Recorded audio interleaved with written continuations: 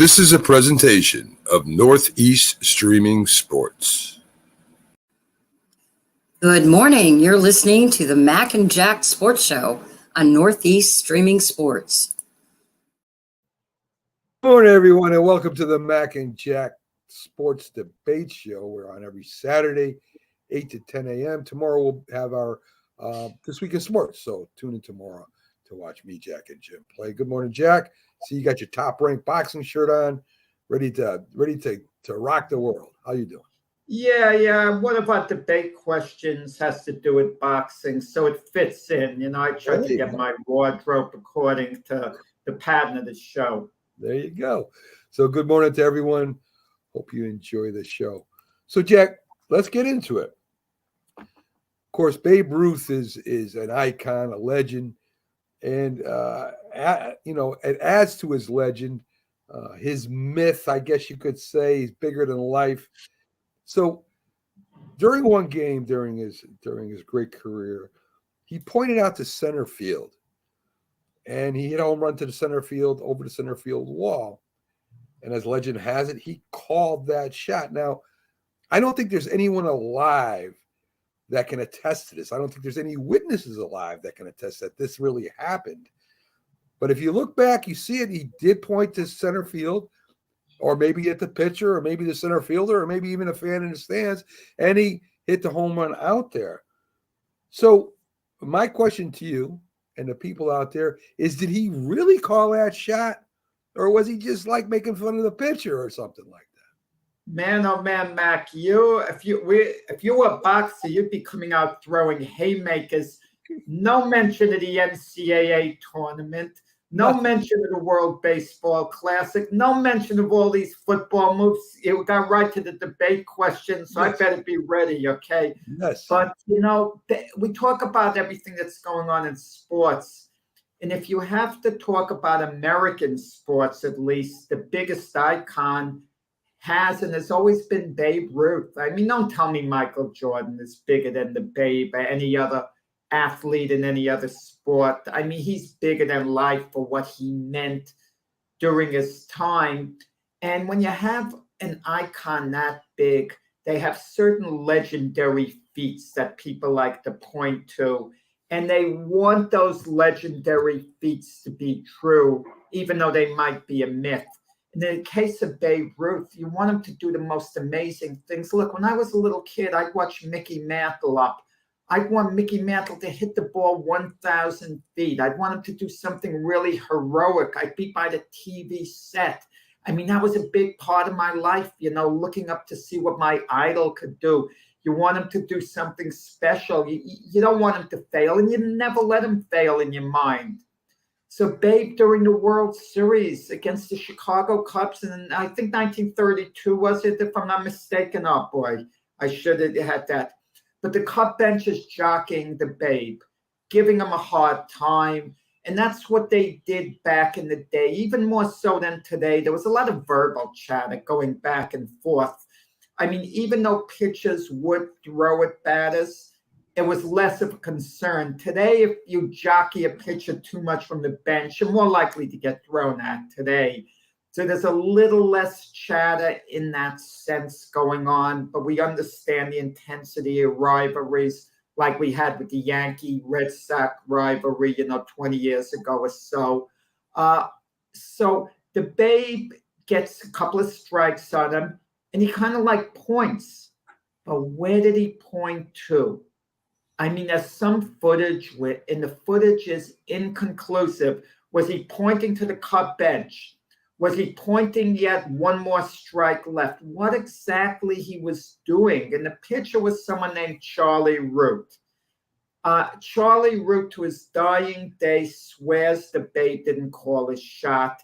And we have so many different versions. Lou Gehrig said afterwards, and Lou Gehrig wasn't particularly fond of the Babe, but he says, how do you like that big lug, calling his own shot and getting away with it? So according to Lou Gehrig, the Babe pointed and said he was going to hit one out. A few other people thought so. And a number of them felt he didn't do it, as well. And one of the former players was on the set when they were filming the Babe Ruth story later on. And Charlie Root was with the Babe on the set. And Charlie Root, the pitcher, said, "You didn't call your own shot at all." And Babe said, "Well, it looks good, such a thing. The story looks good to say it. But who knows whether that was set for sure. It was one of the witnesses, a former player. So we hear this, we hear that. If you're the Babe, and I put ourselves in his position, Mac, let's say you didn't call your own shot, and everyone is saying you did afterwards. So some people are saying, and the story is growing in stature, growing bigger and bigger and bigger. You kind of like that. Sure. You're not going to want to break people's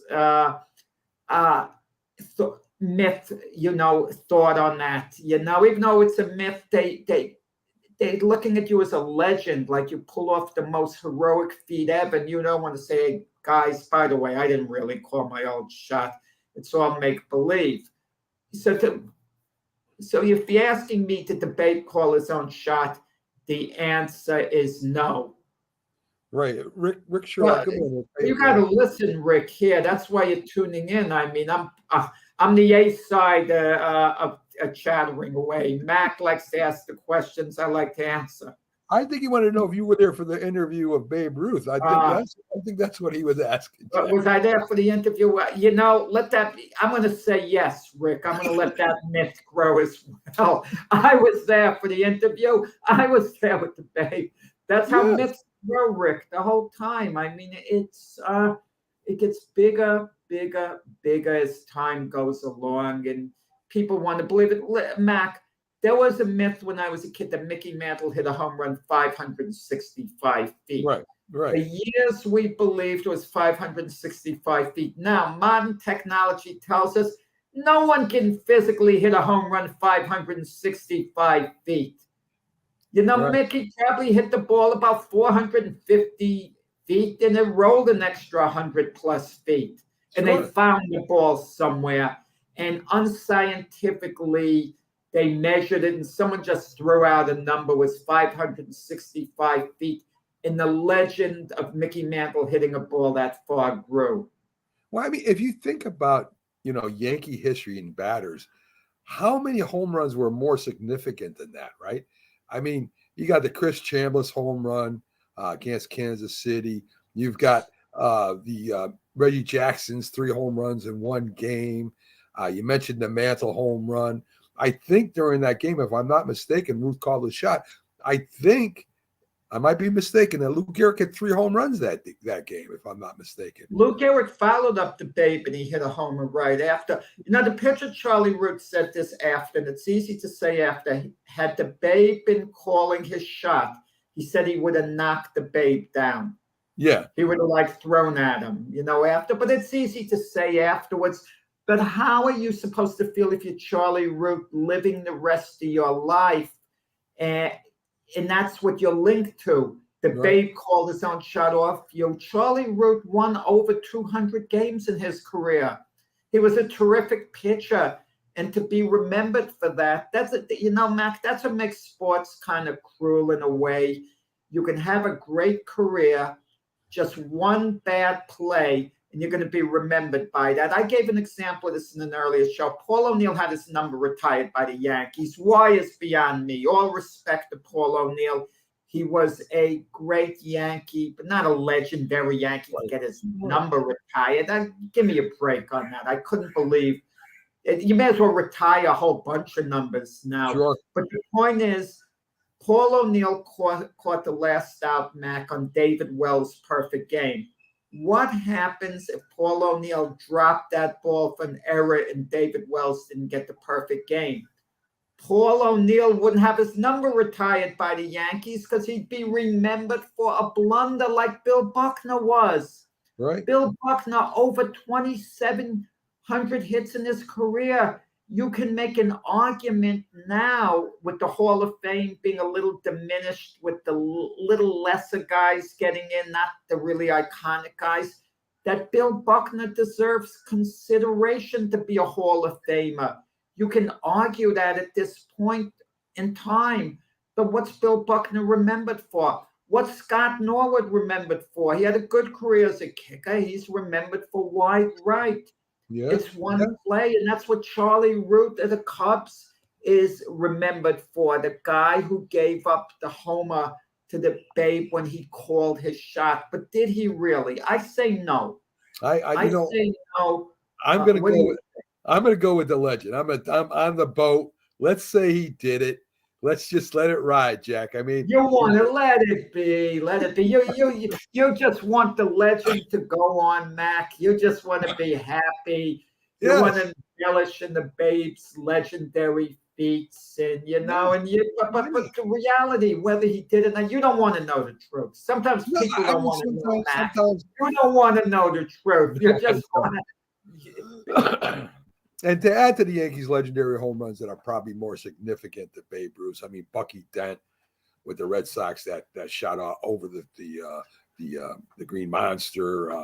Even their manager, name escapes me for some reason. Boone's home run, Aaron Boone's home run. Aaron Boone's, yeah. So I mean, that was pretty much. That's a great. That's a great question, Mac. We should save it for Dr. Semendingo when he comes back. We'll do an order, maybe the 5 most significant home runs in Yankee history. I mean, the Chambliss homer off the top of my head, the Aaron Boone homer, the Babe's homer, Bucky Dent's homer, and I'm sure there's another homer in there that's extra big that in itself, which doesn't stick in my mind. Not Reggie's homers. Reggie was the greatest home run performance game. 3 pitches, 3 swings, 3 homers, but no single home itself you'd say was a game turner in itself, was the difference maker. The Babes, not that it was the difference maker in the game, but it was so legendary. I think the Chambliss homer was the most dramatic because the way the fans rushed on the field, they hadn't won a pennant in 12 years. I think the biggest difference maker was the Bucky Dent homer, because if he doesn't hit it, the odds are the Yankees don't win the game. If Chambliss doesn't hit it, we don't know what happens the rest of the inning. There'd be 1 out if he made out. Right. But if the game would go into extra innings if the Yankees didn't score the rest of that inning. So if it's in extra innings, who knows who wins the game? It's like 50-50. The same with the Bill Buckner era. Had Bill Buckner fielded the ball, got the 3rd out, the game goes into extra innings over there too. Right. So who knows who wins? The Aaron Boone homer, if he doesn't hit it and the Yankees don't score the rest of the inning, it's 50-50 who wins, but the Yankees would have been in some trouble maybe because Mariano Rivera had pitched 3 innings, Mac, gave up 2 hits in 3 innings, was basically lights out against the Red Sox. But think of it, Mac, 3 innings. Rivera never pitched 3 innings in relief. And Rivera was like so psyched. He wanted the ball. What were the Yankees going to do? Joe Torre wanted to take him out after 2 innings. Rivera refused to come out. Could Rivera have talked him into staying in? Rivera could have talked him into a 4th inning. You know what I'd do in a situation like that, Mac? If I got a Rivera on the mound and the whole season is on the line, if he wants to pitch 6 innings, if he's throwing well, I can't go to analytics. I can't worry about, babing his arm at that point. The whole season's on the line. A similar thing happened in the World Series with the Twins, the 91 World Series. Jack Morris pitched maybe the greatest game I ever saw. Now, pitchers have pitched better games, but no one pitched from the heart the way he did. They won 1-0 in 10 innings. Morris pitched the full 10 innings. After the game, the manager, Tom Kelly, said, I can't believe I let Jack Morris pitch 10 innings. In other words, the manager said, I went against everything I believed in. Why did I do something like that? Because Jack Morris refused to come out of the game. He was so psyched. His velocity was the same. You throw once in a while, you got to throw the book out from analytics and everything and all past logic. So once in a while, you really do have to go with your heart. And Jack, speaking of heart, how about the game yesterday with Mexico coming from behind to beat Puerto Rico 5-4? They were down, they come back in the ninth inning, they go ahead and they win the game.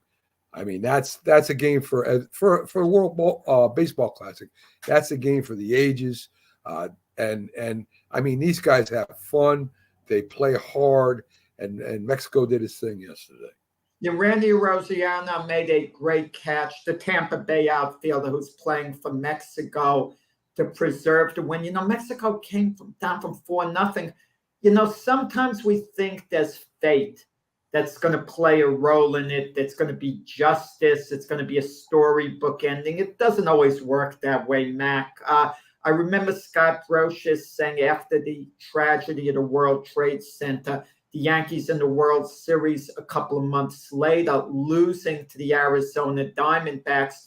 And he said if there was ever time for the Yankees to win the World Series, that would have been it.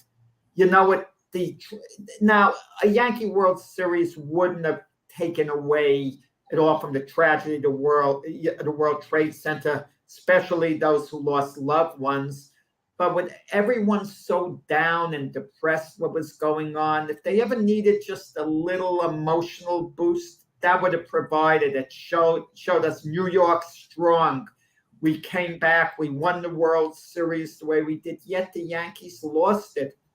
Edwin Diaz has that a probable season-ending injury with his knee, celebrating after Puerto Rico's last game before that, when they beat the Dominican Republic. He's out for the year. His brother's on the mound. His brother's now on the mound for Puerto Rico, trying to hold the lead and doesn't do it. So if there's ever a storybook ending, it would be Edwin Diaz's brother comes in, picks up the slack for him. Puerto Rico wins. They go on, they win the World Baseball Classic. They dedicate it to Edwin Diaz, and he feels it's all worth it. But things don't quite work out that way a lot of the time. Big game today, Mac. United States and Venezuela. Yeah. And I like this Venezuela team a lot. I mean, they had, Altuve, Jose Altuve there, the number one enemy in New York, with the sign stealing. They have Gleyber Torres, Yankees second baseman. Imagine that, Gleyber Torres and Jose Altuve on the same team, a Yankee and an Astro. You wonder this Gleyber Torres saying, tell me, Jose, what about that sign stealing, stuff? Right. I'm sure they don't talk about it. Salvador Perez, to me, the best catch in baseball, guy on the Kansas City Royals. Ronald Acuna. They've got some players, Venezuela. And the Team USA is going to call out guys like Mike Trout and Mookie Betts. But the problem with the USA, their pitchers have stayed home, a lot of them. Yeah. That's the problem. The elite pitchers aren't there. Right. So let's go to the second topic, Jack. And this has been, I remember watching this as the Yankees play the Royals. George Brett gets up, hits a home run. Billy Martin runs out on the field. They start looking at the bat, and they're measuring it against the plate, and they see there's tar up past the label.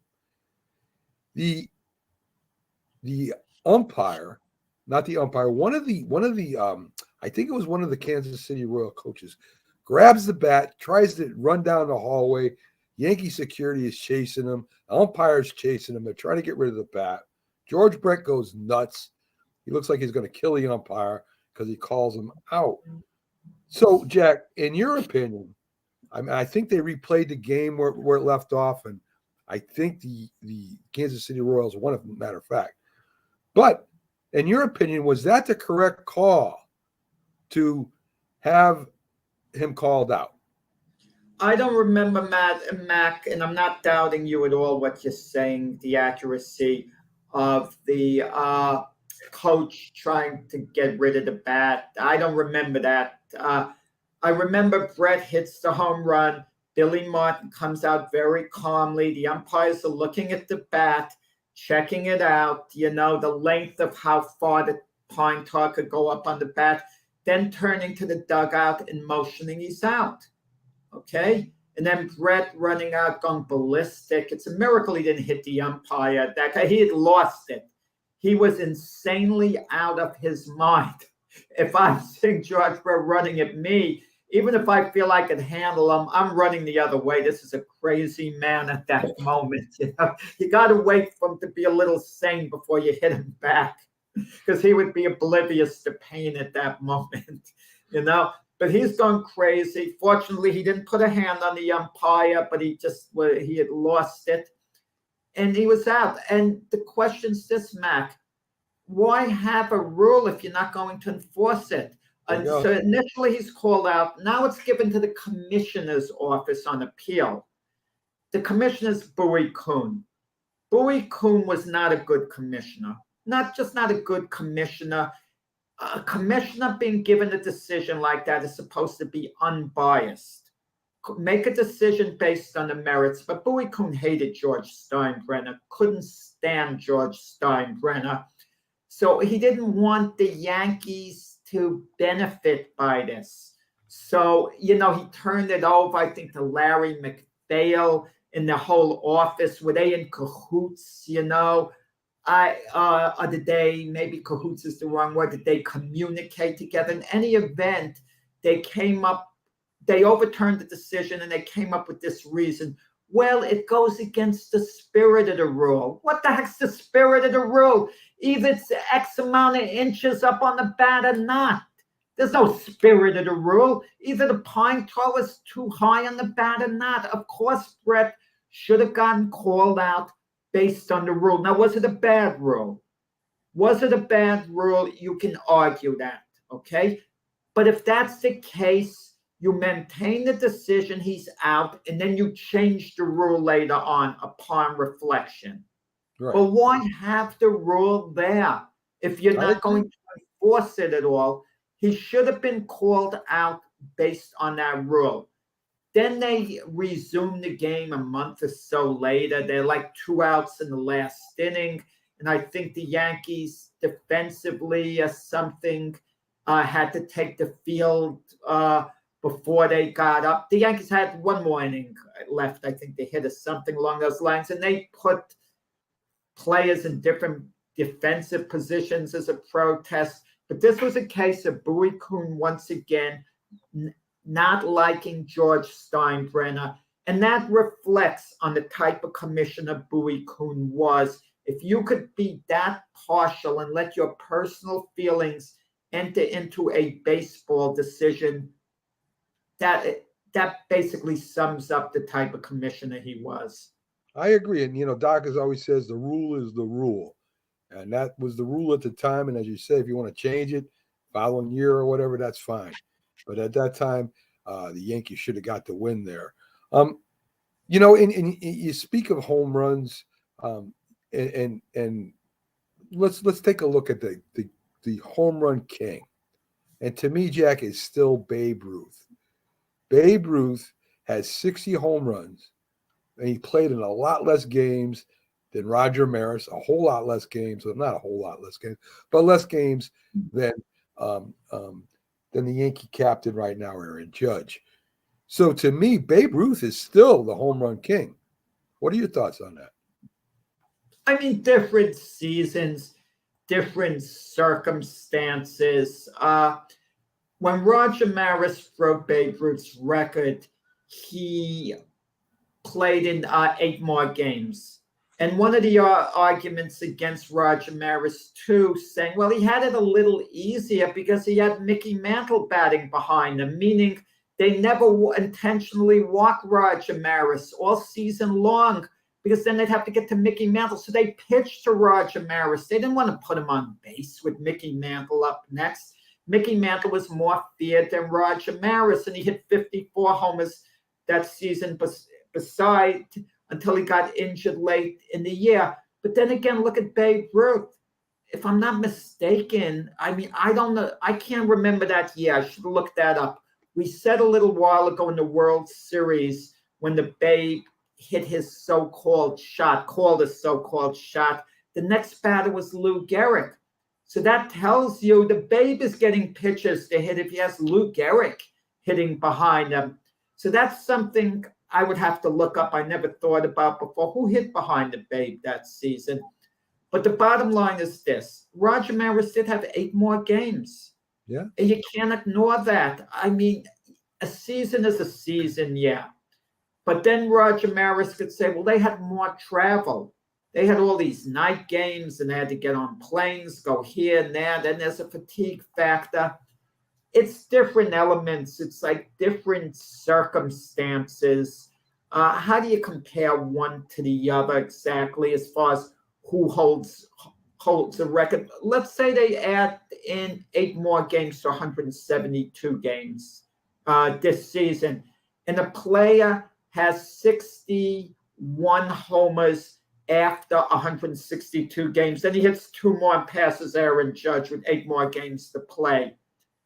I guess he has the record, but that asterisk they put next to Roger Maris's record, it sounds bad, an asterisk. It sounds like it's ugly, but is it really such a bad thing to have little asterisks next to something? Because situations are different. Maybe make it 2 sets of record. The Babe holds the record in the 154-game season, the past season, and Roger Maris holds it in the current 162-game season until Aaron Judge passed Roger Maris for that. But then there's the specter Barry Bonds. And then there's Mark McGwire. Then there's Sammy Sosa. They hit more, more. Sure, definitely. And I always say you got to compare players in their eras. I always say that because things have changed so much over the years. Good morning, Craig. Glad to have you aboard, my friend. Hey, Craig. We'll hide him here and then get on to a couple football questions for you. Now, everybody knows, and they just celebrated an anniversary of this, Franco Harris's immaculate reception, Jack. Comes with controversy, though. Terry Bradshaw throws the ball down the field. Somebody lays a hit on the receiver. I think it was Jack Tatum, if I'm not mistaken. Yeah. The ball flies up in the air. Franco Harris is kind of standing around there. He went out, he first tried to block, and then he went on the field as a receiver, and he was kind of hanging out. And the ball flies to him, and he catches it right by the ground. Now, I'm not sure if he scooped it off the ground or if he caught it before it hit the ground. And a great run after it. Another great part of it was a great run he made after that to score that touchdown. But, Jack, do you think that maybe the ball touched the ground as Franco Harris caught it, and that way today it would be ruled incomplete? No, the ball didn't touch the ground from what I could see. I mean, I don't know why people keep asking whether the ball touched the ground. There's no evidence it touched the ground at all. No. I mean, we have replays in this day and age that would conclusively show something like that. And then we could make an argument against when the Mets only no-hitter in the team history, Johan Santana. After he pitched his no-hitter, there was a replay that showed one of the balls called foul hit the line. Right. So in reality, he didn't pitch a no-hitter, yet he's going to go into the books as having a no-hitter because replay wasn't in effect at the time. I mean, there were a number of other potential violations they could discuss, but it all seemed legal to me, but it was like such a bizarre play that people are always going to want to talk about controversy with that. The ironic thing about it is the Steelers lost their next game to the Miami Dolphins. That was the year the Dolphins went unbeaten. The winner of the Steeler-Dolphin game was going to the Super Bowl. And you figure these are 2 teams of destiny. The unbeaten Miami Dolphins, they haven't lost a game yet against the miracle Pittsburgh Steelers, who to win that game on the immaculate reception, destiny could be on their side too. The weird thing about it, Mac, was this. Dolphins unbeaten. Why the heck are they playing in Pittsburgh? Why don't they have home field advantage? That was the stupidity of the NFL in those days. Didn't these guys have any common sense? It took them years to get common sense. That's why when we have Jim Jeffcoat and Byron Williams on here, when I say I know more than these guys, I really mean it, and I really do. I even knew back then it was stupidity. It made no sense. Why aren't the Dolphins at home? Why aren't they rewarded with home field advantage? They're unbeaten, Mac. And they're playing in the AFC Championship game on the road. Why was I that, mean, Jeff? stupidity. Did they ever give a reason for that? They liked alternating this, alternating that. 1 year here, 1 year there. Just the, what made Vince Lombardi so great? He was a visionary in this sense. His Packers would usually get to the NFC Championship game, but when they did the NFL, right before the Super Bowl, they had this thing called a consolation game. That means the two losers who didn't go to the championship game would play one another. And he said it was a game for losers, this and that. He had to play it, but he was totally disgusted having to play a game like that, And why have a game like that no one even cares about at that point? What a time in the AFC back in them days, Jack. You had the Raiders, you had the Steelers, you had the Dolphins. I mean, all three teams battling, and all three teams, I think if they went to the Super Bowl, would have won against the NFC back then. I think, what do we have, the Redskins or something like that? I don't know. Maybe Redskins won a power. They lost to the unbeaten Miami Dolphin team with George Allen's over the hill gang. I shouldn't say they won the power. They were usually in the mix. They were in the mix for a number of years. George Allen. They went to one Super Bowl with them, but they win the playoffs. George Allen was a type of coach who, not a good offensive coach in that sense. He had a guy you liked a lot, Billy Kilmer. I wasn't as high on him, but they had tough defensive units. George Allen believed in the older player. George Allen made more sense than the modern NFL. The modern NFL, they still don't get it. I say I'm smarter than them. You want to know why, Mac?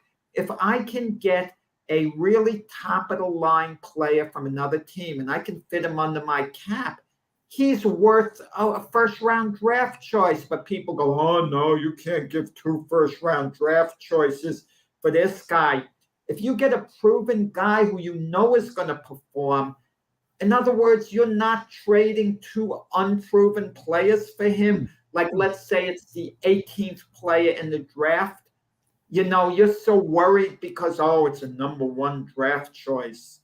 Right. Dr. Paul mentions that in baseball, too. He'd rather have that veteran in there than depending on, the Yankees, their younger players coming up, where a lot of times they don't work out. So same. It depends with the Yankees. If Anthony Volpe, Jose, Pedraza there, these guys are really good. These guys are going to make it. I can't imagine them not making it.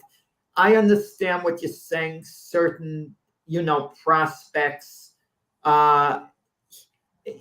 but also there's all that danger too, because the great players do come up as great prospects. They usually don't come out of nowhere.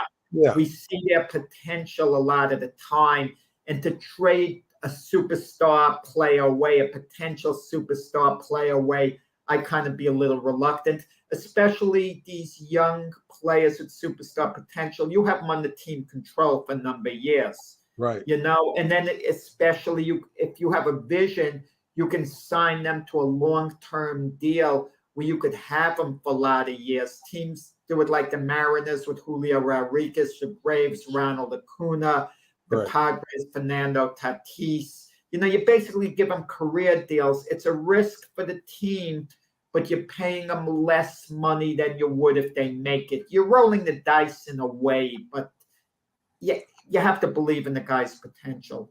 Agree.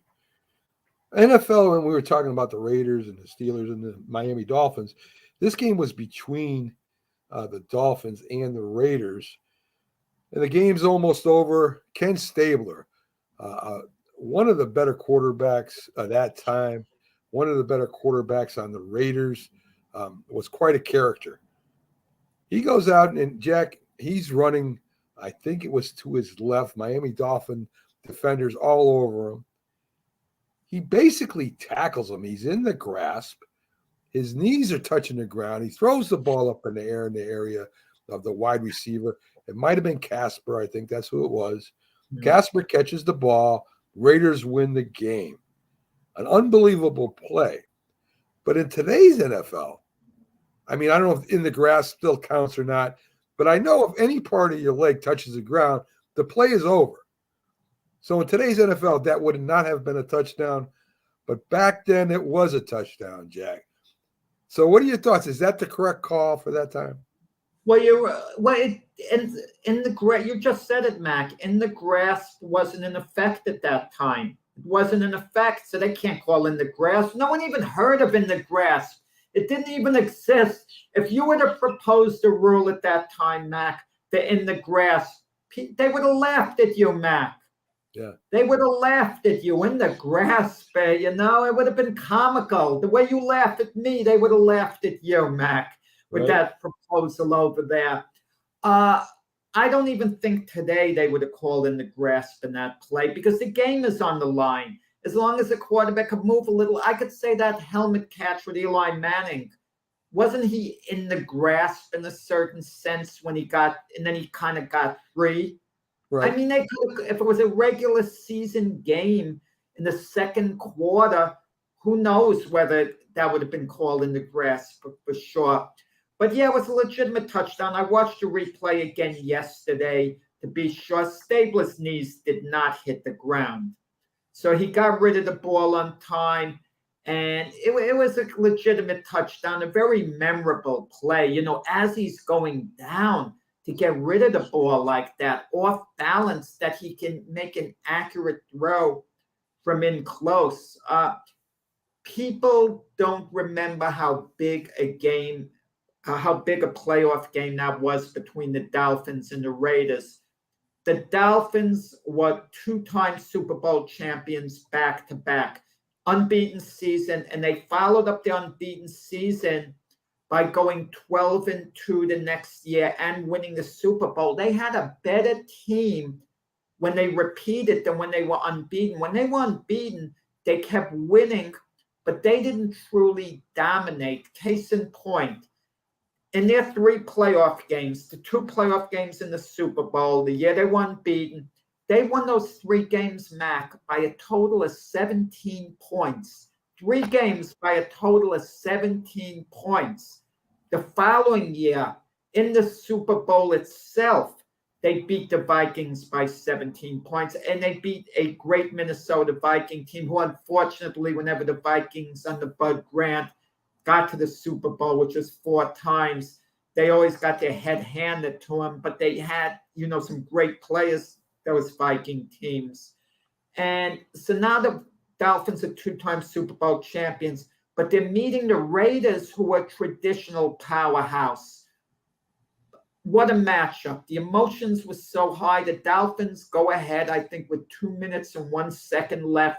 And Stabler takes the Raiders down the field. And in the last play of the game, as he's going down, he somehow gets rid of the ball in the end zone, and they score a touchdown to win it there. Even though the Dolphins got the ball back, there's very little time left.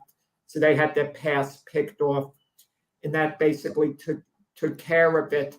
But the next week, Mac, the powerhouse Raiders lose to the Steelers. Right. And the Steelers had yet to win a Super Bowl. Okay? Right. And that was the first of their Super Bowl seasons that they won, but they beat the Raiders in part because the Raiders were flat from all the emotion of the Miami game. If you think about it at that time, the Raiders were a bunch of ragtag guys. They were out partying. They came in, with hangovers. And John Madden at the time just let them do their thing. Don Shula, on the other hand, he ran a tight ship. He had all the things he controlled, what time they came back from practice, what time how late they could stay up before a game, and yet the Raiders still beat them, and that was very interesting to me. Yeah, Shula really ran a tight ship when he was head coach of the Colts when they lost to the Jets in the Super Bowl. I got this thing with Don Shula, great coach, by the way, because his teams were always good year after year after year. But he coached about 37 years as a head coach, and they won 2 Super Bowls in 37 years. So the math doesn't sound that great if, 1 Super Bowl, 18 years or thereabouts. What I don't like about Don Shula, it was always a big blowhard about the unbeaten season the Dolphins have. Every reason to be proud of that, every reason. But he would always make these remarks, snide remarks with that. Whenever the last team would suffer their first loss of the year, Shula would be there kind of like celebrating in a certain sense, maybe not in person, but with him like verbally. And when the New England Patriots lost in the Super Bowl to the Giants, he makes a comment, it just shows me how hard it is to go unbeaten. No kidding, Don. I mean, I'm going to tell you this. The unbeaten Dolphins did not have the greatest team ever. The Chicago Bears would have handed their head to that Dolphin team, okay? All in all. And they were a great team, but listen, the unbeaten logic is like calling Floyd Mayweather Jr., saying, oh, he was better than Sugar Ray Robinson because Floyd Mayweather never lost a fight in 50 fights. Right. Great. Sugar Ray lost 1 fight in 114 fights. So let Mayweather fight, 74 more times or whatever, and see if he can only lose 1 fight in the rest of the 74 against the top guys. Well, while we're talking about boxing. But he was a great coach. I just want to I hate to cut in. I just want to emphasize the true nature, how great a coach is. Not winning Super Bowls is to maintain a winning program year after year after year. So even though I have issues with Coach Shula in certain ways, I got to give him his due. One of the all-time great NFL coaches. No doubt. Yeah. Speaking of boxing, as we were just talking about, there is a very controversial call, if you want to call it that, a fight where Muhammad Ali is fighting a guy named Sonny Liston, one of the greatest. A guy named Sonny Liston? Never heard of Sonny Liston, Mac. What do you mean, a guy named Sonny Liston? One of the greatest heavyweights. Mac? One of the greatest heavyweights of all time, Jack. Just in case. Well, debatable. Yeah. Ali lands what he calls the phantom punch, and I watched it. He did connect with Sonny.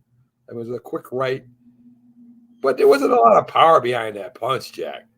I mean, it was. Let me say, it was a real quick right. Sonny Liston, I don't know what kind of jaw he had, but he went down right away. He doesn't even try to get up, Jack. He didn't even try. You see Muhammad Ali standing over him, imploring for him to get up. So he was worried about it, why he wasn't getting up. And he just laid there.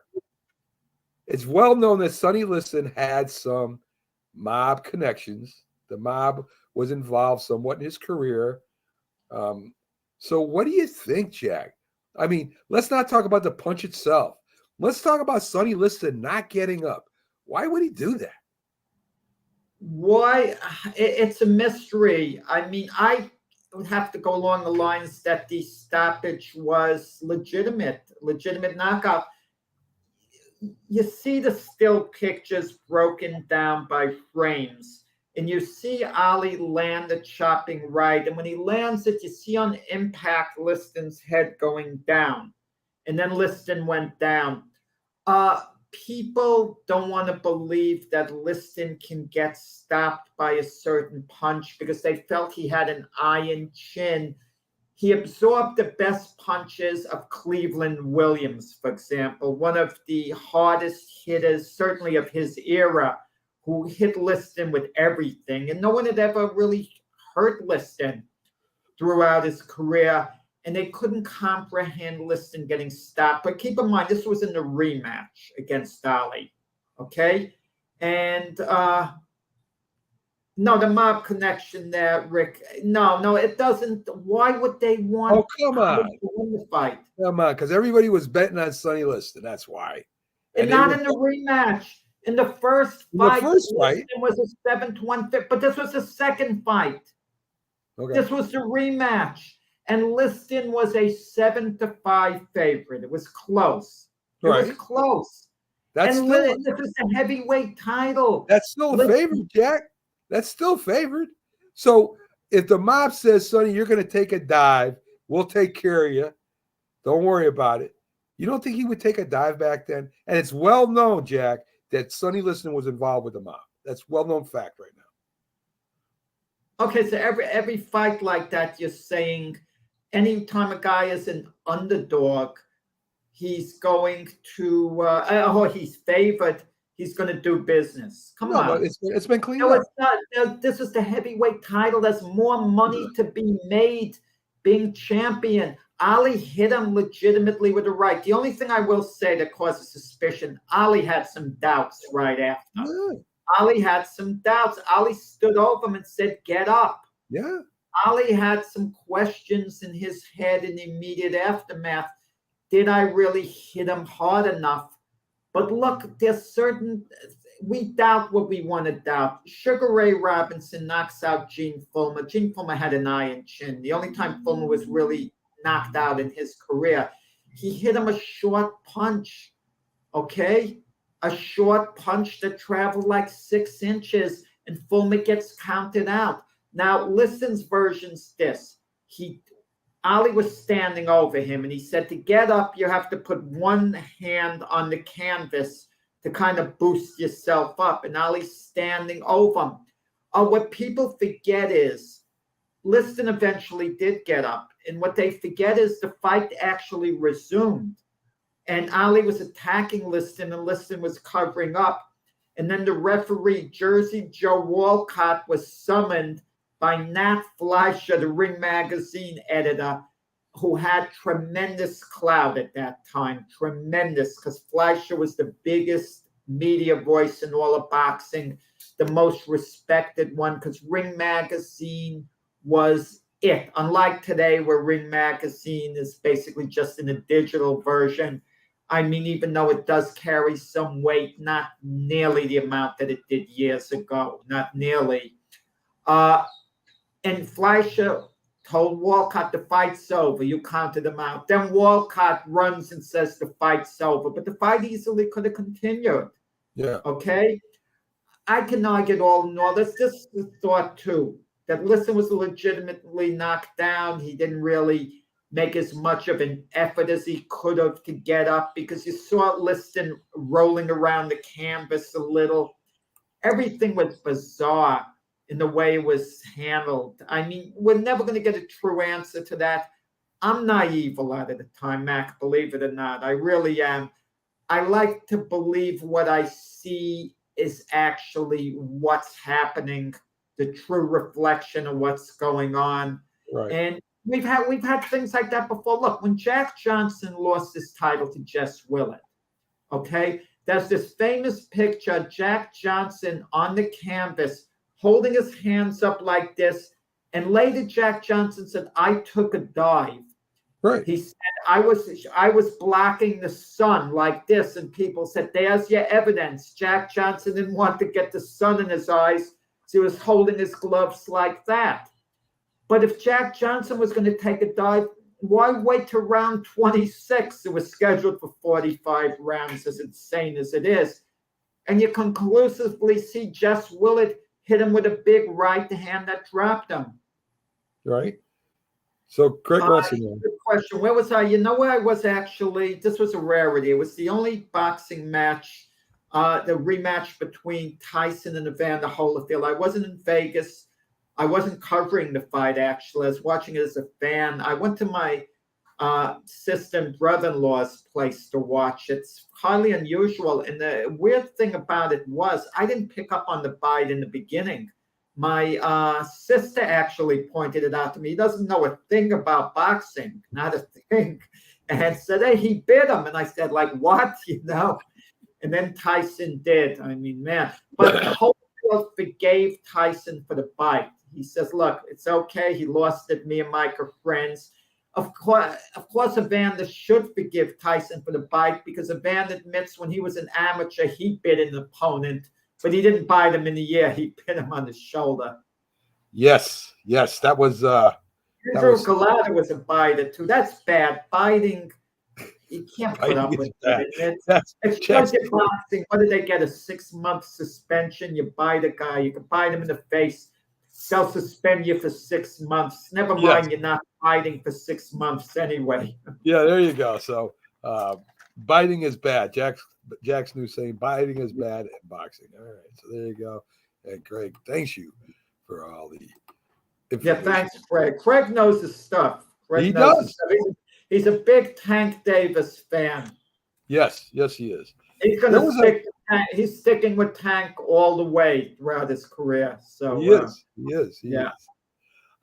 There was another big boxing controversy during the Olympics, Jack, with a guy called Roy Jones Jr. Went on to become a great fighter in I think 3 different divisions. He got best fighter of the Olympics, even though he 4 different divisions, but 4 what does it matter? Middleweight, super middleweight, light heavyweight. Yes. And he won a big heavyweight match and a belt against John Ruiz. Right, but during the Olympics, Jack, he loses the gold medal to another fighter whose judges are from that same country. South Korea, yeah. Yes. And the Olympics are being held in South Korea. Right. He lost to South Korean there. And ended up winning, I think it was a WBC. The Val Baker Best Boxer of the Tournament Award. With the silver medal, he was voted the best boxer of the tournament. Right, exactly. To give him a little. That's why I love my sport of boxing so much. So they can come up with those decisions. Jack, did you see that? Did you see that final fight? It was a ridiculous decision. I'm going to tell you, I'm not an authority on amateur boxing. I'm not, because after the '88 Olympics, I had it with amateur boxing. It's bad enough, the ridiculous things that go down in pro boxing, but with the amateurs, enough was enough. I'd seen a number of other bad decisions. What happened in the Olympics? Roy Jones basically outclassed his South Korean opponent. And to his opponent's credit, to this day, the South Korean boxer Park, he gets interviewed and he says, Roy Jones won the fight. I know when I won a fight, and I know when I lost the fight, and I lost that fight. A silver medal would have been a very nice thing. Right. And he is tarnished by that silver medal because he says it scarred him. He's saying the South Korean, he had a hard time living it down. If he could change things, he wants Roy Jones to be the gold medalist. He would have been very proud to South Korea and said to be the silver medalist. Because he says, I know I lost. I know I lost to Roy Jones. So what happened in that fight? One of the judges said afterwards, who scored it for Park, well, I know Roy Jones won the fight, but I didn't want the South Korean to be embarrassed being shut out in front of his own country, so I voted for him so he would get 1 vote. Right. But two other of these judges, and am I going to call him corrupt? Am I going to call him incompetent? Am I going to call him stupid? I mean, I'm not calling him any of those things. Just watch the tape of the fight, and chances are you're going to, you'll have your pick amongst those. Right. What the heck were they watching? What the heck were they doing? What the heck were their intentions? Yeah. I mean, I don't know. But the point is, the Olympic Committee afterwards, they were so embarrassed by the decision. Instead of doing the right thing, okay, and just overturning the decision, it was so ludicrous. They named Roy Jones the outstanding boxer of the tournament. How could you be the outstanding boxer if you didn't win the gold medal? Right. But that was their way of trying to give some justice back. And they also gave Roy Jones another medal of the Olympic order stuff. But the bottom line is he didn't get a gold medal out of this that he'd earned. It was a ludicrous, awful decision. The single worst decision I could say, I ever saw per se. I mean, I'm sure there have been a little worse decisions than that. Okay, a little bit. Mac, I'm going to compare it to a ball game. Imagine a ball game. We don't keep track of who scores runs and who doesn't. And we just watch the game. Right. At the end of the game. And one team beats another team 8-2. And we say the team that scored 2 runs won the game. And we go home. Okay. Yeah, that's a great comparison. Yeah. So, folks, we're going to take our promotion break right now. We'll be back on the other side with some more controversial moments in sports. It's me and Jack debate. Are they true or not? So we'll be right back, folks, after these promotions. He was a giant, and he was a cowboy. Now these two former rivals have joined forces to bring you the most insightful, perceptive, and controversial sports talk podcast in America. Former Dallas Cowboys defensive end Jim Jeffcoat locks horns with former New York Giants wide receiver Byron Williams. And now, here's Byron Williams and Jim Jeffcoat.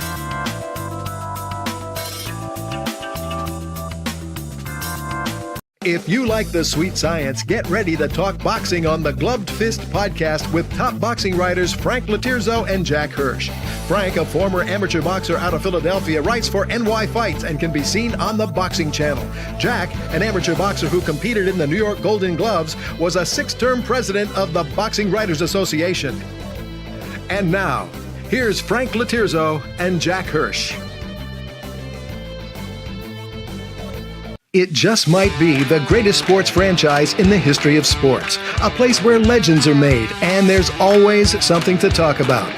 Get ready to immerse yourself in pinstripes. Start spreading the news, hosted by Paul Semendinger and E.J. Fagan, a couple of doctors with a prescription for Yankee fever. And now, here's Dr. Paul Semendinger and Dr. E.J. Fagan. Get ready to start spreading the news.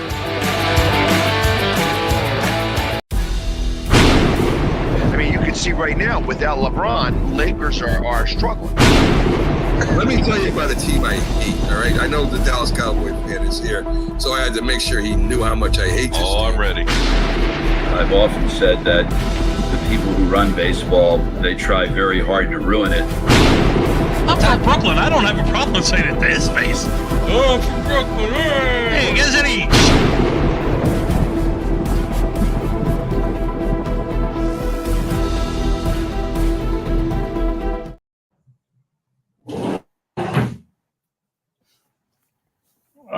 Okay. I don't know why it didn't come on, but welcome back to the Mac and Jack Sports Debate Show.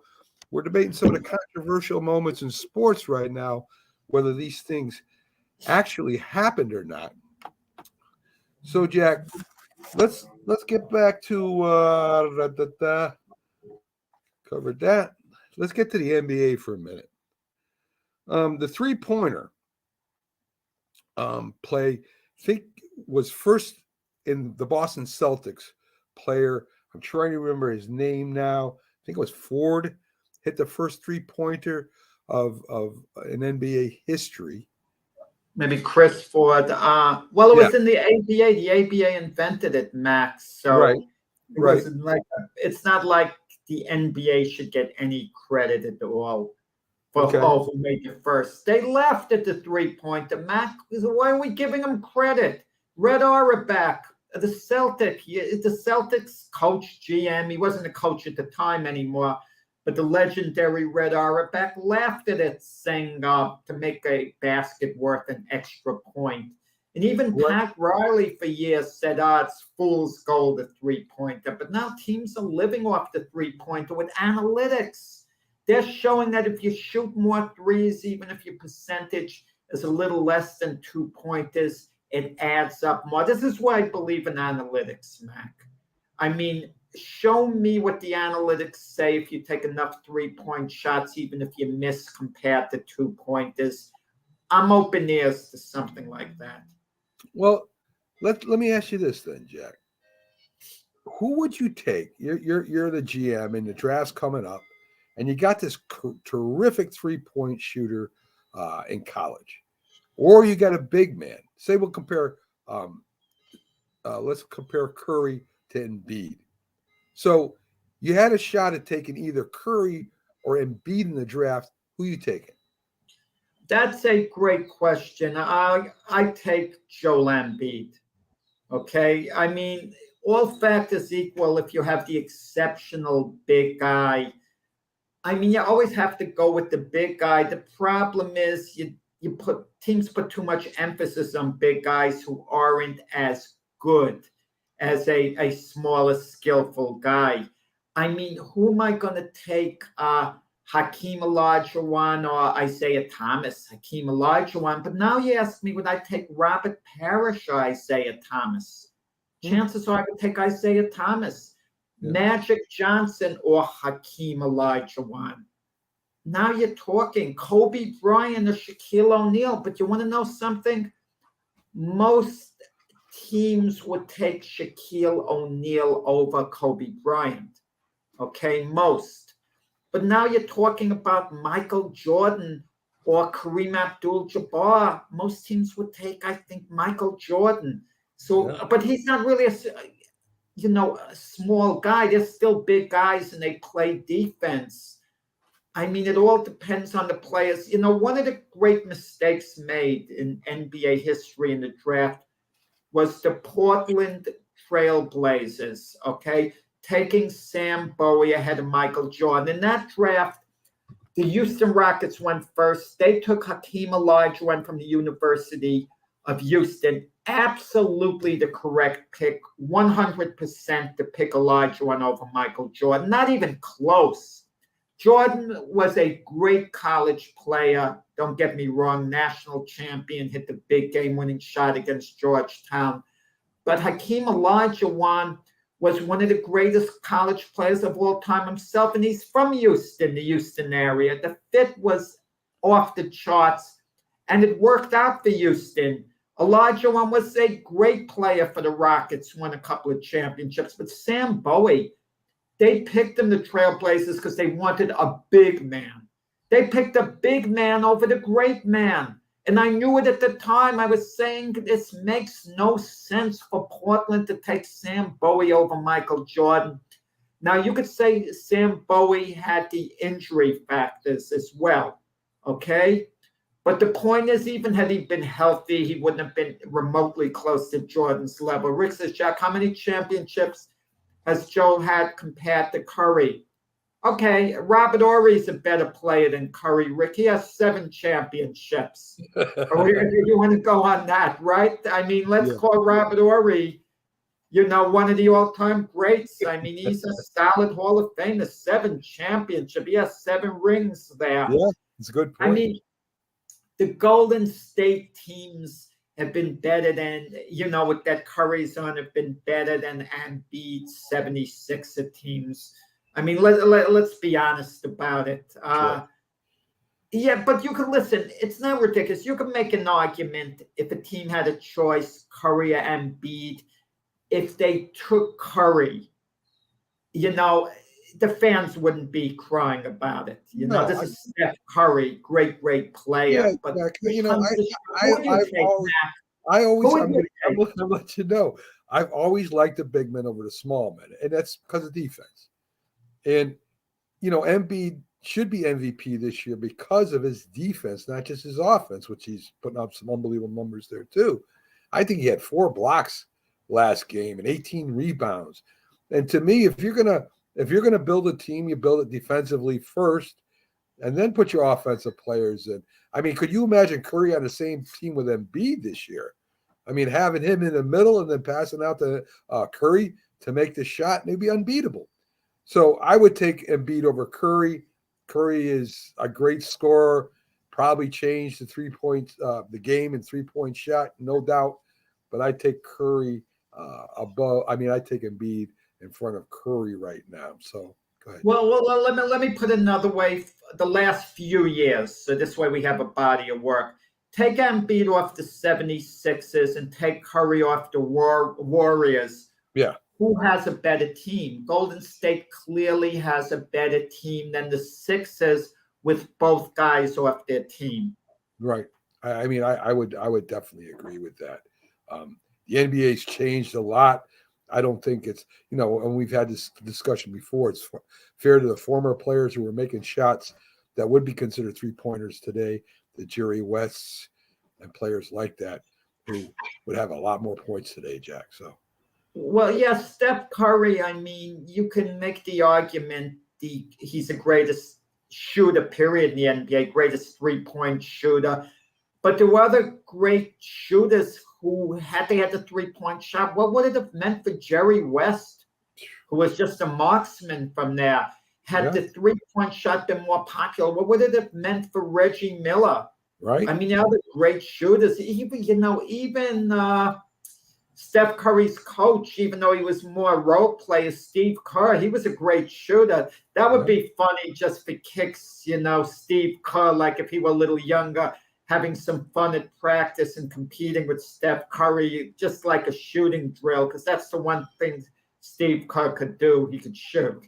Yeah, I think he actually was on the floor during practice with Curry one day, shooting 3-pointers, and Curry said he still has it, man. The guy still could shoot the ball. So they do. There are these legendary stories of Larry Bird when he was an executive with the Pacers. He'd come on the court during practice. Lance Stevenson was telling a story. He just threw up about 20 shots, made each one, and just walked away like it was nothing. You know? And they were like looking on in amazement, the Pacers, like they were stopping practice, just like glancing at him over their shoulder. This guy's hitting one shot after the other. Greg thinks it's blasphemy to talk about Kerr. Well, no, he's not in that class. He's strictly a role player. I mean, with the Bulls. No, don't get me wrong. He's not in Curry's class. Curry had his Robin too and Klay Thompson. He had his wingmen to support him, but don't most of the great players. Jordan had Pippen. Klay Thompson, highly underrated, comeback player of the year this year to me. I mean, you can make a case for James Harden as well for comeback player of the year this year. Him, Klay Thompson, that's a pretty good debate. Horry was a small forward. You're talking big man versus small. So Rick is still holding on to. But my thing is, Rick, with this, I don't think positions today are as important. It's not traditional. You look at the box scores, and they put, center, PF, power forwards, SF, small forward, PG, point guard. Come on.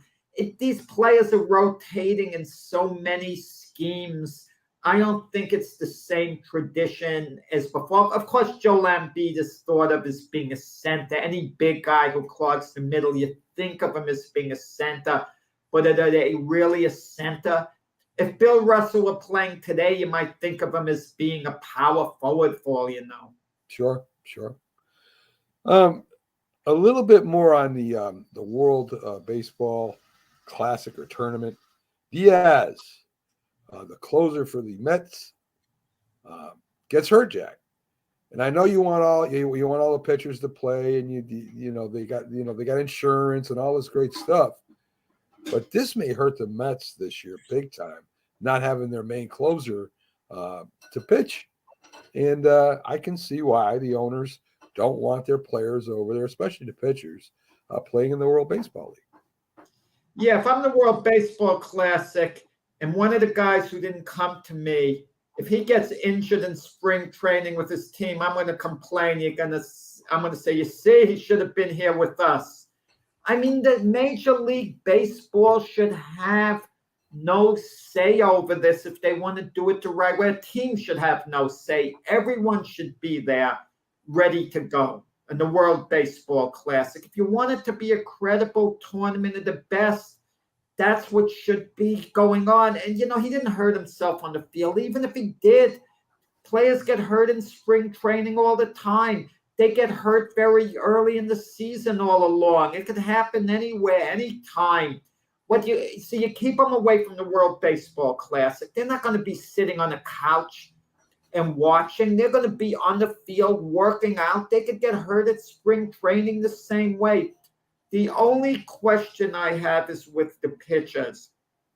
The pitchers need a little more preparation for the World Baseball Classic, because with throwing, they got to maybe start a little earlier in preparation, in the middle of March, because in the beginning of the season, in the beginning of April, you see the pitch count, they keep it a little down. They kind of want to build them up. So it's just a question of getting ready a little earlier.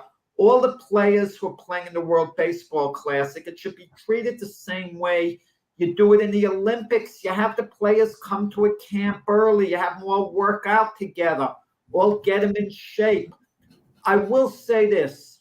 There should be a semblance of control over how the managers can use certain pitchers in the World Baseball Classic, because you never want to risk of an overuse, bringing a guy back on a couple of days rest. They shouldn't have that latitude. So I can understand certain rules perhaps being in place for that. But managers in the World Baseball Classic are complaining. They're saying they're only allowed to use players X amount of times because their teams don't want them used more. Right. Luis Severino, Yankee pitcher, was held out of the World Baseball Classic. Yeah. I mean, he should have been there. Well, you talk about spring training. Spring training ain't what it used to be, right? I mean, they throw year-round the pitchers. They got personal trainers. So it's I don't know why they're not loose by the time they come on to spring training, to spring training games. I mean, that's the purpose of having a personal trainer. So I think it's the players' fault if they're getting hurt during spring training. It's because they're not working with their personal trainers, Jack. Yeah, I don't understand it. I mean, the amount of injuries, we've talked about it before, especially the hamstring pulls. I mean, the one thing I did throughout my whole life, I don't mean to compare myself to an elite athlete, because I certainly wasn't on that level. But the one thing I did a lot of was running. I ran marathons, so I ran a lot. Right. I did a lot of sprints, a lot of speed work, a lot of this, a lot of that, running since I was a teenager. I didn't get these pulled hamstring muscles. I played baseball when I was young until I was 17. I'd run all out to first base. Would never get the hamstring pulls, because you kind of know your own body to warm up, how to stretch, to do this, to do that.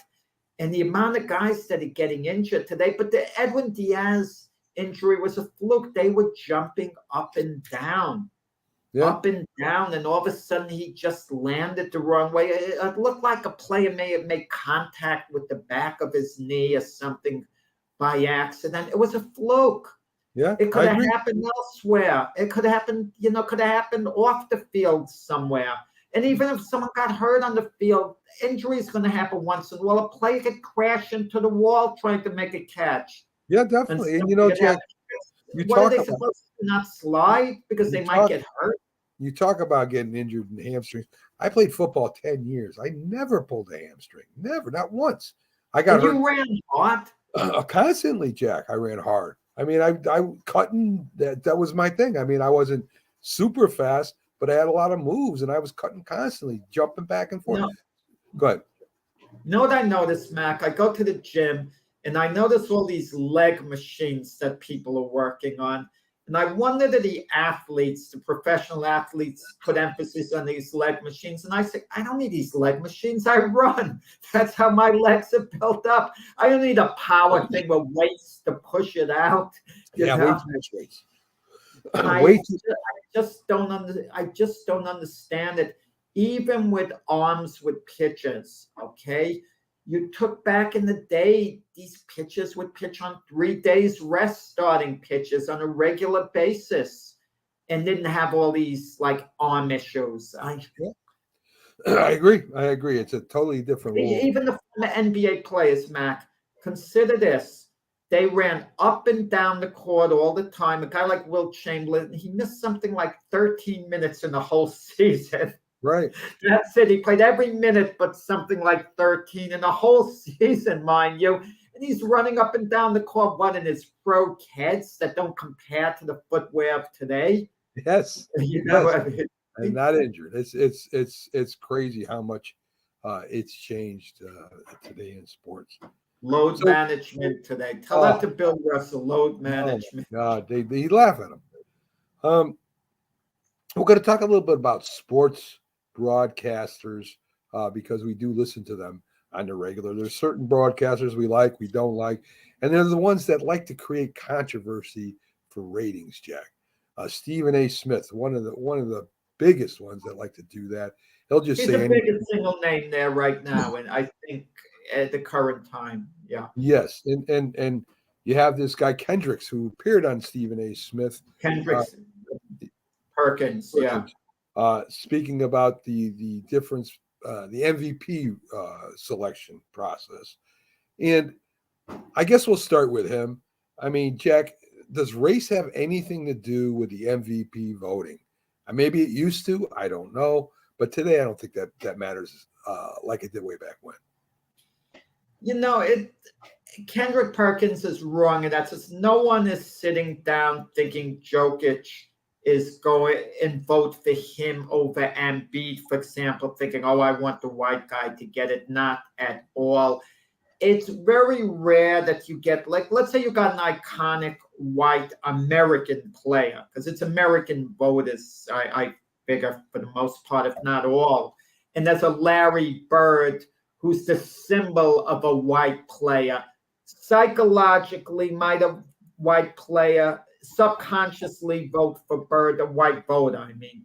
Yeah, they might. They might, just like a black voter might subconsciously vote for Magic Johnson over Bird. Okay, like I said the other day, during that era, if you took a poll of the white fans who is better, Bird or Johnson, Bird would clearly win that vote. If you took a poll of the black voters who is better, Magic or Bird, Magic would clearly win that vote. So in that sense, I kind of understand it.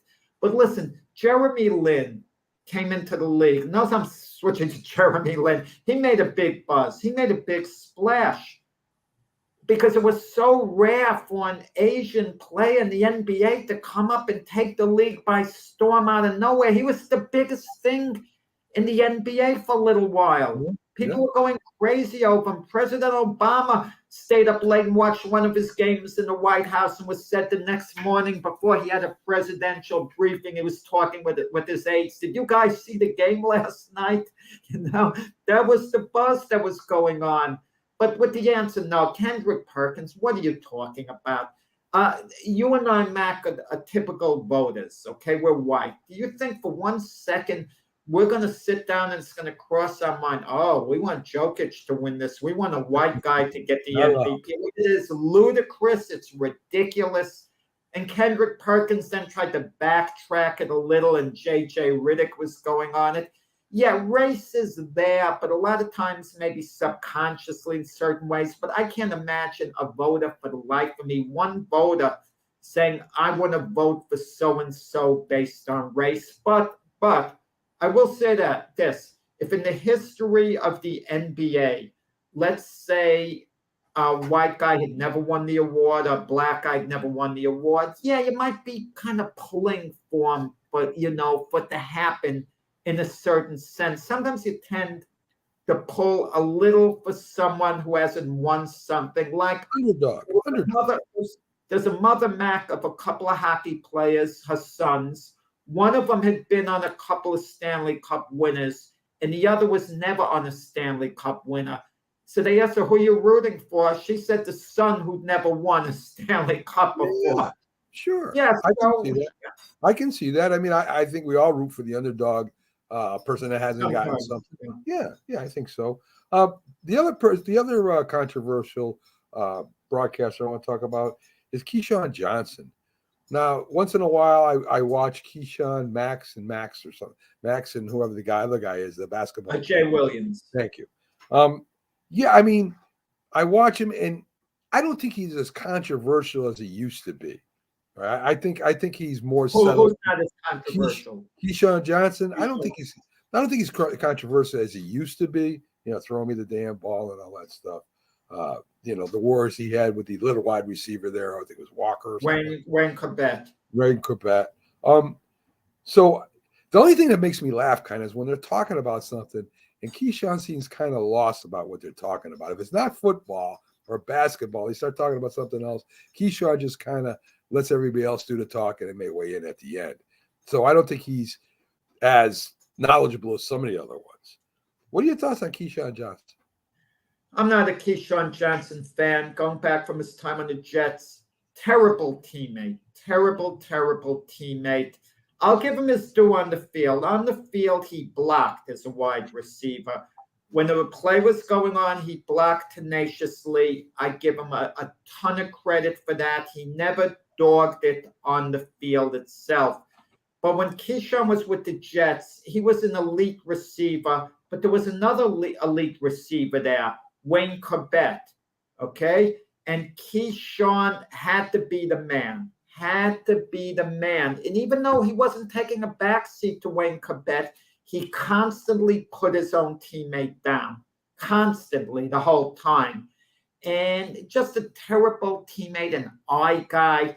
I think our own Jim Jeffcoat's had experiences with him and knows about Keyshawn, through his dealings in the NFL. And he's not a fan of Keyshawn either. I think he stressed that in the past show.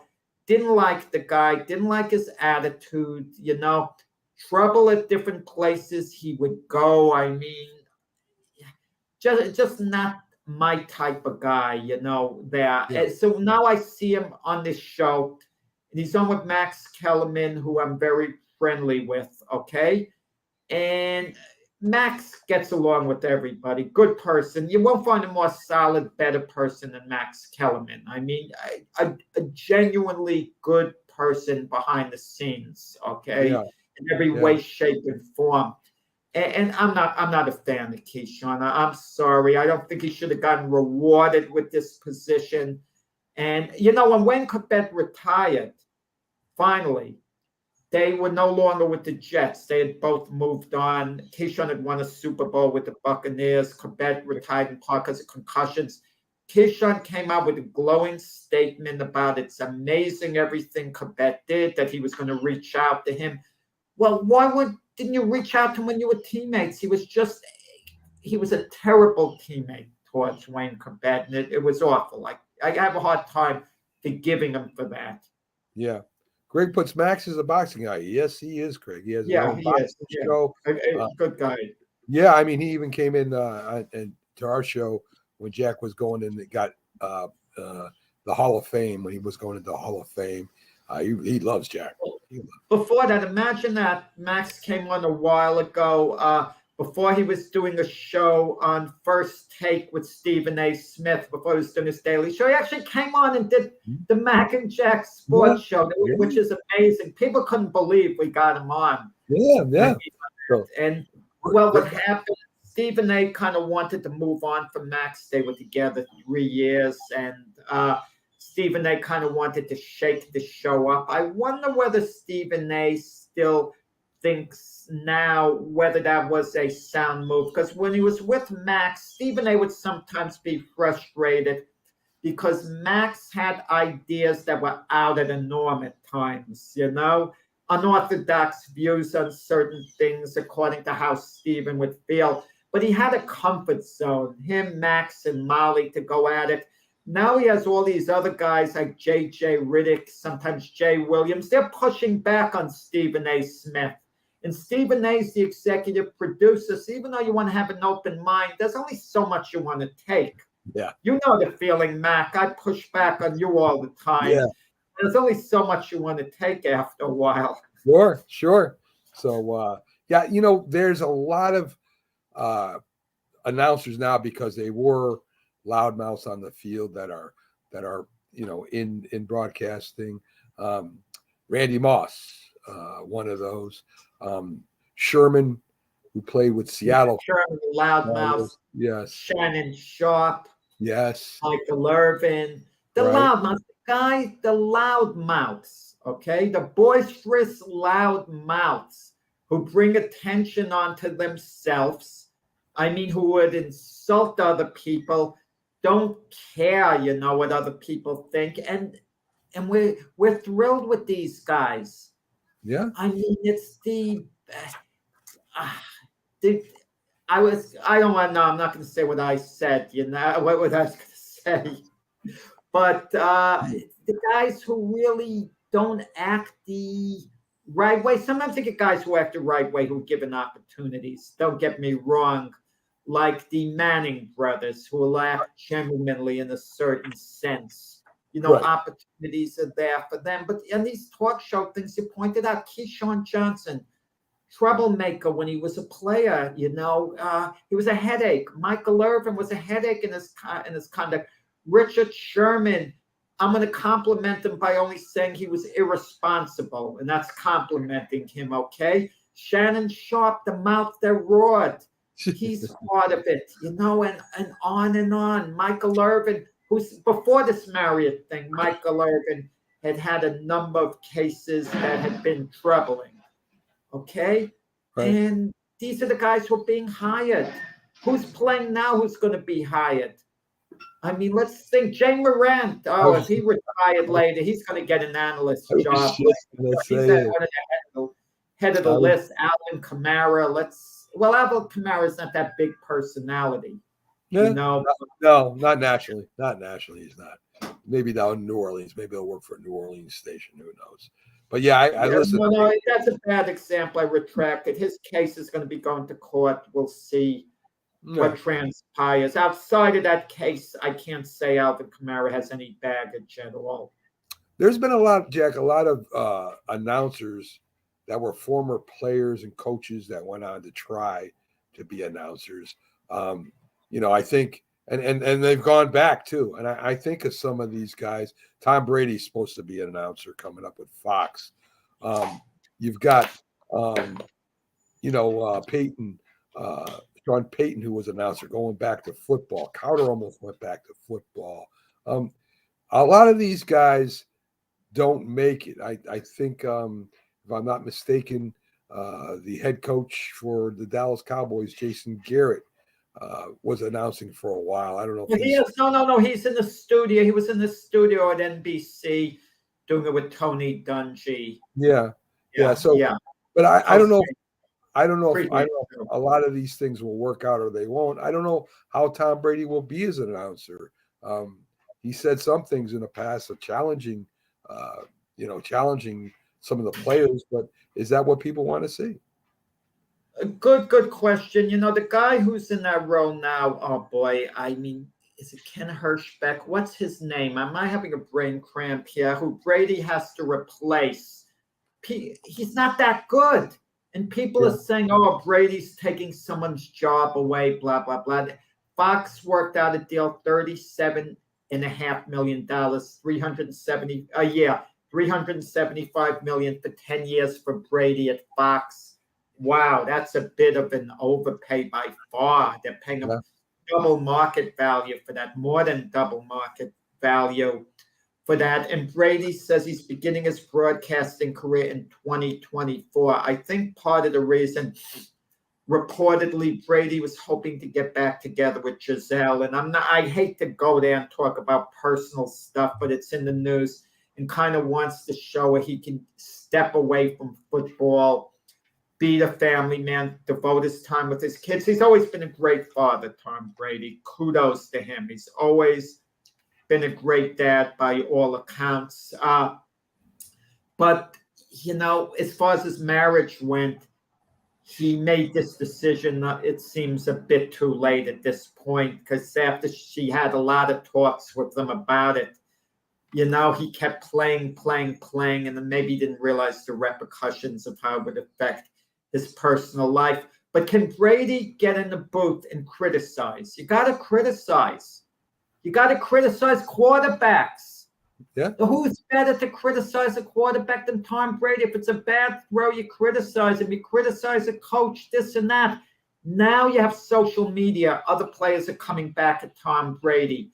Does he want that aggravation? Can he handle it? He can't be goody and just call the game and be very gentle the whole time. You kind of have to get on people, players who aren't executing or working out the way you think they should. All right, listen, I agree with that, and we'll see what he does when he finally gets in that booth. Will he get to the booth? Will he go through with it? A lot of money. The money is the main reason. Would he be given second thoughts? Look, the Fox Network also, they just signed Derek Jeter there. Yeah. Derek Jeter's not going to get on anyone or criticize anyone. You know, he's kind of like what he is. And the big appeal is, we're going to match Derek Jeter with Alex Rodriguez in the booth. Yeah. And what you're going to see is Derek Jeter joking around a lot with Big Papi David Ortiz and A-Rod laughing and putting his arm around Jeter with that. That's what you're going to see. Nothing exciting. But it's going to be interesting seeing them together. That's what Fox is banking on. So let's get to the March Madness, Jack, the biggest thing going on right now. I know you really aren't a big fan of the one and done thing. I love it. I think it's a lot like the NFL. Purdue gets knocked off. I mean, Purdue, one of the highest seeding. I think they were number one. Get knocked off by a 16. Game. I watched the game, Mac. That's the game I was focused on yesterday.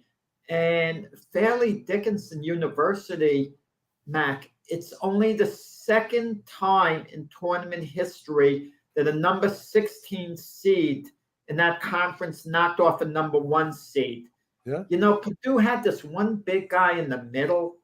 Just, you know, you expected a little more, just couldn't catch the ball and everything. And, you know, and the game was there to be won by Purdue. Both teams went like a few minutes without scoring. I mean, It just seemed, you know, towards the end of the game.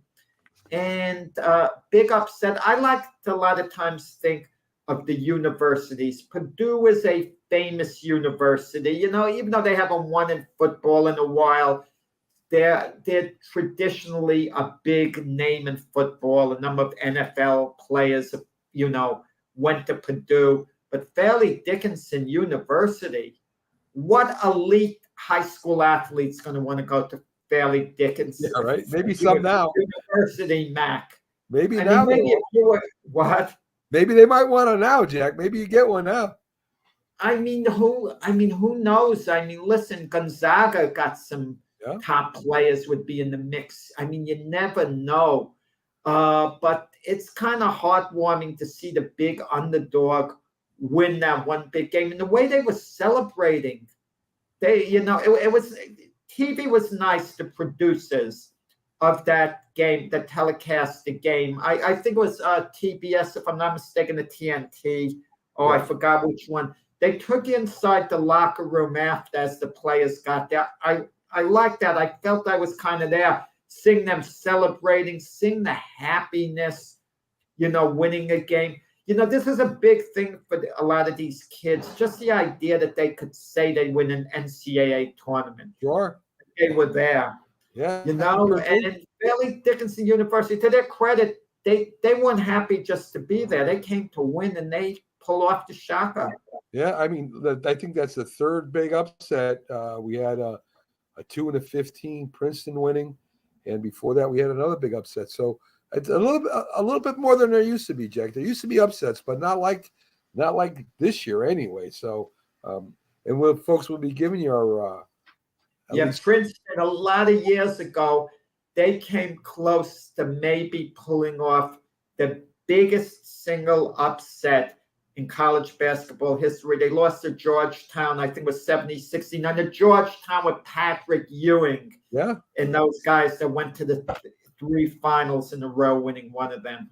This ain't nothing to sneeze at either. They beat Arizona, a huge university compared to. Is that Jim's team? Arizona State's Jim's team. They beat Jim's score, right?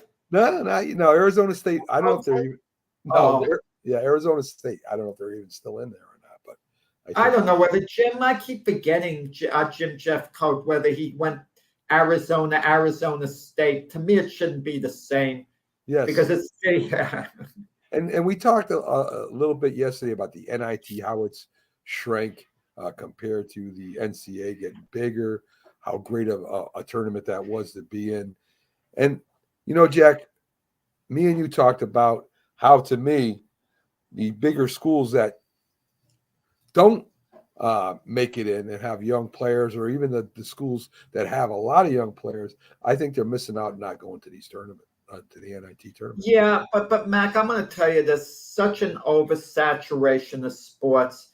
It's ridiculous sometimes. I mean, how many sports can we follow? That's why I'm not going to sit here and lie and say, oh, I'm knowledgeable. I know so much about this sport, that sport. I don't, because there's too much for me to clog into my head to follow. Last night, for example, you know what I decided I was going to do for a little while, Mac? Watch an NCAA tournament game. The women.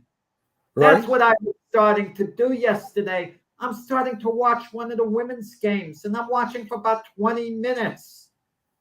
And I don't want to say I'm getting bored, but I'm thinking to myself, this is just an early tournament game. What do I care who wins it and this or that? And the men are playing. I mean, I care about the men's NCAA tournament game a lot more than the women. And I'm not embarrassed to admit it. All the office pools we have, Mac, that you see across the country, it's the men's tournament. No one is setting up a women's NCAA tournament. And it's, in a way, it's unfair to the women because they're serious athletes. They play hard. They play a quality type of basketball, okay? And at the same time, these NCAA tournament games are going on, the men and the women, especially the men's. That's terrible. The World Baseball Classic is going on, Mexico against Puerto Rico. Yeah. So what am I supposed to watch? If I turn to the baseball game, Mac, now I'm missing all the college basketball, and I'm watching the baseball. If I'm watching a men's basketball, I'm not seeing the World Baseball Classic tonight. Tonight is a big game. The United States against Venezuela in the World Baseball Classic. Big game. Okay? What am I supposed to watch, Mac? The NCAA of that, or keep channel scanning back, forth? It drives you dizzy. And there's so many NCAA games on, Mac, with the men. You don't even know what channel they're on sometimes. You got to go to your guide. They're all over the place. You know, let's talk about the women's college basketball in general for a minute. You know, I don't know what fan base really is behind them. I know the school is. But, you know, I watch comedians now and then. I like the comedians who talk about real things and kind of make fun of them. And he said, where are all the feminists and where are all the women that should be supporting these young girls, like you say, playing hard as they can? And you go to these games and there's like 300 people there, Jack. So is it the fault of women that women's basketball in general isn't that big? There's only so much of a demand. You and I aren't the biggest hockey fans, Matt. Right. I mean, we're not. Hockey's a great sport, but we only have so many sports you can follow after a while and be a big fan of. We love Major League Baseball. We love the NFL. We like the NBA a heck of a lot. We love boxing. Certain other sports, I guess you kind of wait for like a big event. I have the ESPN Plus, the app, okay? I'm a subscriber. And the other day, I'm turning to see what's on. So many obscure games. So I turned to a college baseball game. I think it may have been Oklahoma, someone. And I'm looking at the stands. Not many people in the stands. It looked like a park or something. It didn't look like a big thing with the fence, and I'm watching a little bit of college baseball just for the heck of it, there. But there's just so much, you could follow after. Look, if the Rangers make it to the Stanley Cup Finals, I'm going to be interested in watching those games, the New York Rangers. All of a sudden, I'm going to wake up to hockey more so at the end of the year, and I might be watching full games there. And then I might think to myself, I wish I'd followed the rest of the season a lot more. Next year, I'm going to follow the whole season. But I won't. Yeah. I really won't. And there's more to it than Mac.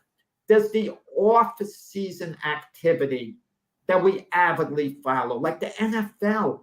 We're following all these moves. We're reading about it all the time, seeing what teams are doing, what they're gonna do. Sure.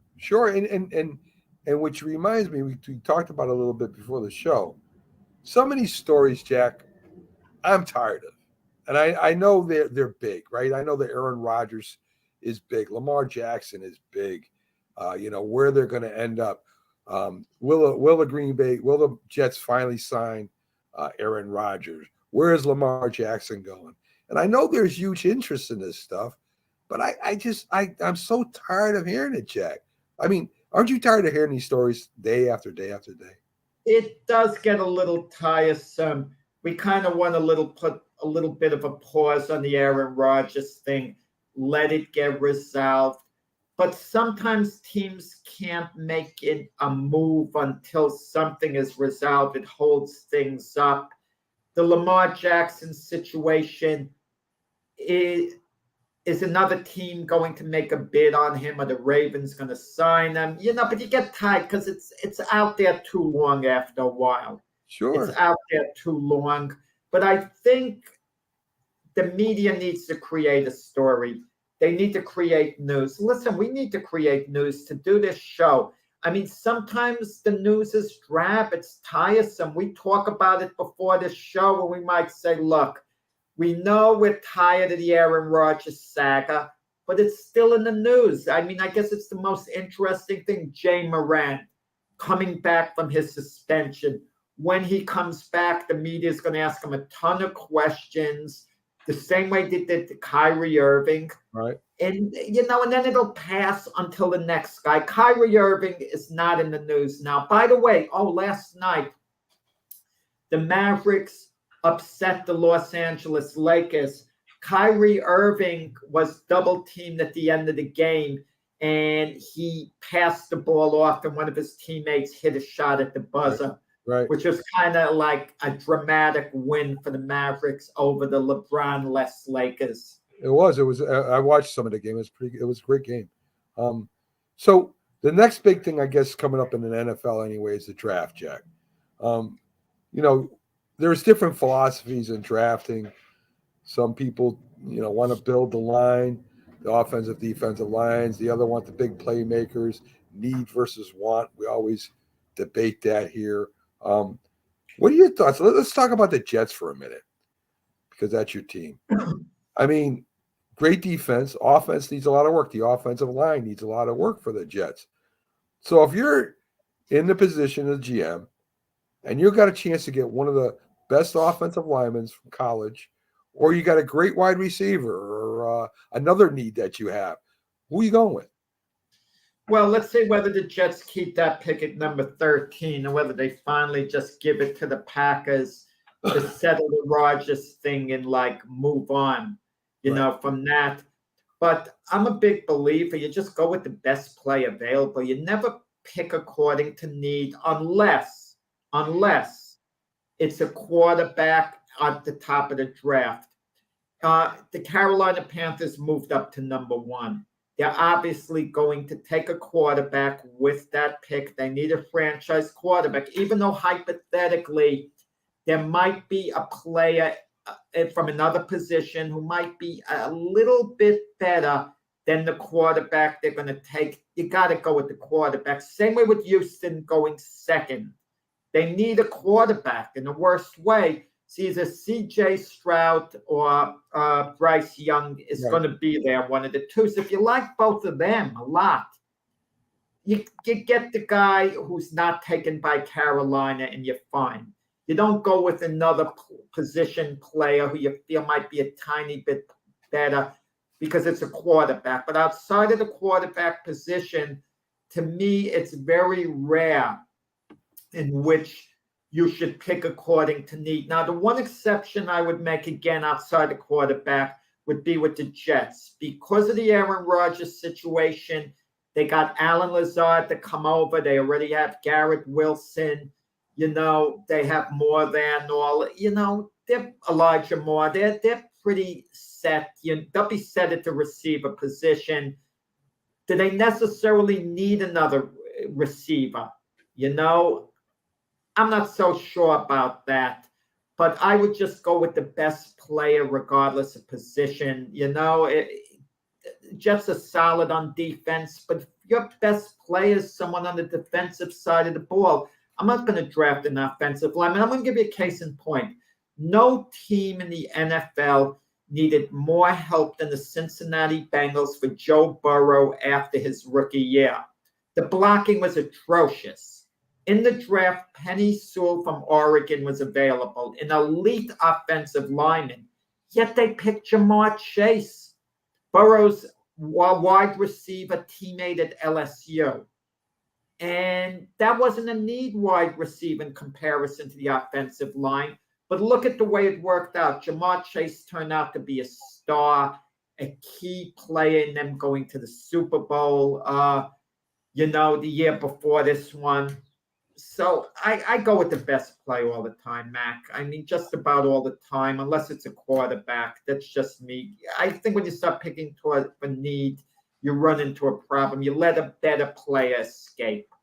Well, I think with the Bengals, they rolled the dice. That was pure luck to me, Jack. I mean, you could have parlayed that first-round draft pick into 2 first-round draft picks if you moved down, picked up some great offensive linemen. I mean, it's 2020, but you wouldn't have Jamar Chase, Max. Great receiver. Suppose let him go to another team. There's other great receivers. Suppose there's not. There's not other great receivers. You don't pick them out of hats, Max. So the Vikings just got one out of a hat, Jack. I mean, they got one. The Stefan Diggs. They drafted Justin Jefferson. Yeah, he turned out to be a great receiver. So just happened to work out that way. But so they it does didn't. happen. It does happen then. That's all I'm saying. It He does was happen. the best player available. Whoever's the best player available, you take. I don't agree with that all the time. I think if you're going to build a team, you got to go off needs. I think the San Francisco 49ers have done it right. They built an offensive line. They've built a defensive line, and now they chance to go in the Super Bowl again, Jack. So to me, I would rather go with what the San Francisco 49ers did than what the Cincinnati Bengals did. Your Niners gave up 2 number ones for Trey Lance. They were doing that because they needed a quarterback. They did it according to need there as opposed to the best player. But that's a quarterback. It's different with a quarterback. So I got to give you a pass. I mean, Jack, that was a terrible. This quarterback didn't even play in college hardly at all. That was a terrible move. They could have got somebody else. I mean, that was awful. I'm surprised he didn't get fired after that. I really am. So maybe he still will. Who are you going to fire? The Niners came 1 game away from the Super Bowl for 2 years in a row. A couple of years before that, won the Super Bowl. I'm just saying. I just feel, listen, if the best player available on the board for the Jets is a wide receiver when they go at number 13, if they hold on to that pick, I think you go with the wide receiver. I mean, you look at the Giants, right? Look at the Giants for a minute. I love to look at the Giants. I think they made a mistake going for need. I would agree with you there because their offensive line right now, even though they've drafted some good young offensive linemen, most of them haven't panned out. And the Giants, I mean, would you say Saquon Barkley was the best player when they drafted him? Yes. What drives me crazy? That people are questioning the Saquon Barkley selection by the Giants. How do they question it? He's been outstanding for the Giants when he's been on the field. Who else were the Giants going to take this? And they made, at the time they said, they don't say it anymore, they could have maybe drafted a quarterback. Who are they going to take? Sam Darnold? Baker Mayfield went first in the draft. Then second. Now everyone says, well, Josh Allen went 9th to the Bills. But no one was saying, take Josh Allen over Sam Darnold. If they did think that, it was at least close in their mind who was better. You don't know how it's going to work out. And then Lamar Jackson went a bit late on the draft after that. But no one knows for sure. Yeah, that's the truth, Jack. That's the truth.